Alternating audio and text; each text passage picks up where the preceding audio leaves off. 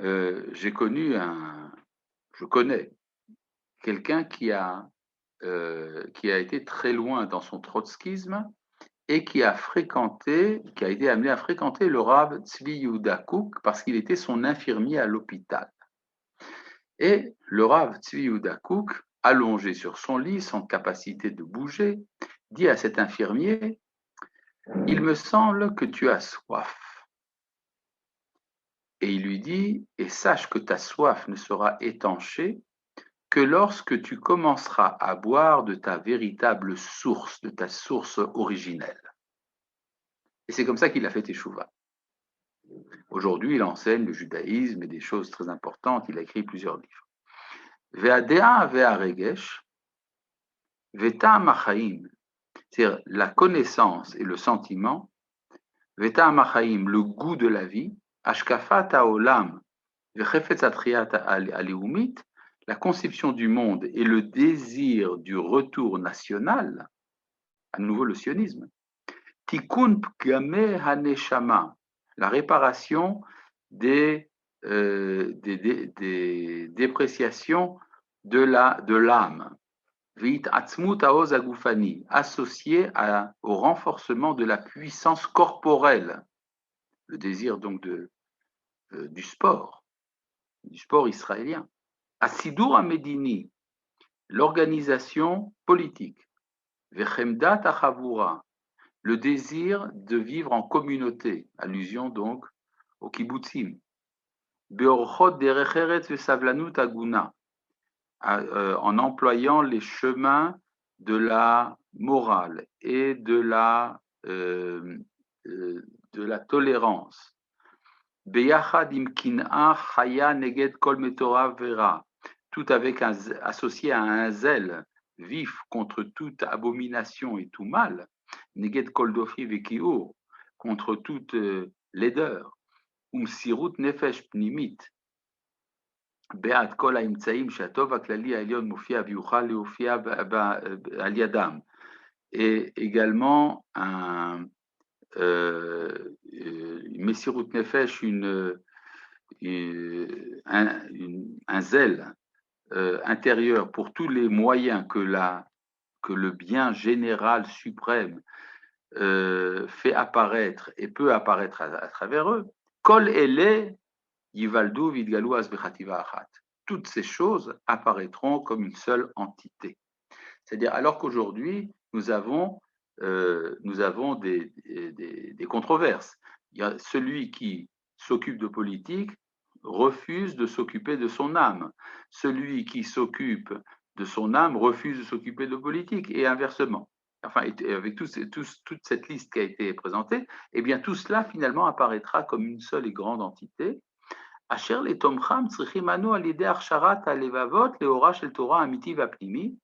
Et pour soutenir tout cela, nous aurons besoin d'adapter les cœurs à la lumière de la Torah véritable intérieure, Razeh HaTorah, les secrets de la Torah. C'est-à-dire, nous avons une Torah, disons, obvie, claire, le niglé, dans lequel la Torah apparaît de manière extrêmement réduite en vérité, le bien, le mal, les halachot, etc. Mais les secrets de la Torah nous révèlent comment toutes les dimensions de l'être font partie d'une seule entité. Asher alpi hashpaot. Alors maintenant, pourquoi? Mais cependant, les secrets de la Torah ont été utilisés également en mal, entre autres par le sabbatianisme et tant d'autres mouvements qui se sont servis de la Kabbalah pour justifier le mal. C'est ce qui a amené une certaine réticence, même de la part des rabbins, par rapport aux secrets de la Torah. Là, le Rafouk dit Asher alpi hashpaot sheishpiu alele asher davku b'hem belo hersher haraoui, qui ont influencé certaines personnes qui n'étaient pas préparées à ces contenus. Kolkach abu amenakrim otam malivim bahem. C'est pour ça qu'il y a tellement qui refusent et qui méprisent les secrets de la Torah. Dafka meor chaim ze asher hashpaot bilti mursharot ele matzirot minu sakana vason laolam. Précisément à partir de cette lumière de vie qui, quand elle influe ceux qui ne sont pas adaptés, amène des dangers et des catastrophes dans le monde, Dafka mimenu titzmach yeshuato, c'est précisément à partir de cette lumière-là que va croître la rédemption, Yeshuat olamim shelo, la rédemption des mondes, Ofat oratov aelion, l'apparition de la lumière du bien suprême, les achayot aliado et aklal vetaprat, afin de vivifier grâce à lui le collectif et le particulier, les hakim et Tsukat David Anofelet, pour relever la soukha de David qui est tombée, ou les asir cherpat amashem al kol haaretz, et de faire disparaître la honte du peuple de Dieu de toute la terre. C'est-à-dire, il y a également une allusion au fait que le peuple d'Israël est méprisé théologiquement par les nations et qu'il va retrouver sa dignité par son retour, ce retour qui ne peut être compris que par l'association de l'étude des secrets de la Torah pour comprendre comment tous les domaines de la vie ne sont pas des sujets de controverse, mais au contraire font partie d'une seule et grande entité. Voilà, c'est donc ça l'enseignement du Rav Kook. Vous voyez que pour le Rav Kook, il y a toutes sortes de formes de teshuva et toutes sortes de motivations de teshuva et dans de nombreux domaines. Voilà, nous sommes arrivés à la fin de notre étude hebdomadaire. Oui, vas-y David. Alors, la Torah Amitia Pnimi, ça peut pas être la Emouna, l'étude de la Emouna? C'est quoi l'étude de la Emouna? C'est l'étude de la Emouna de manière sérieuse. Or, ça implique une connaissance également des secrets de la Torah, en tout cas chez les maîtres. Voilà. C'est tout pour aujourd'hui. Shalom, shalom. Shalom, shalom. Rav Cherki, il y a encore une question. Oui, quoi, elle va aller...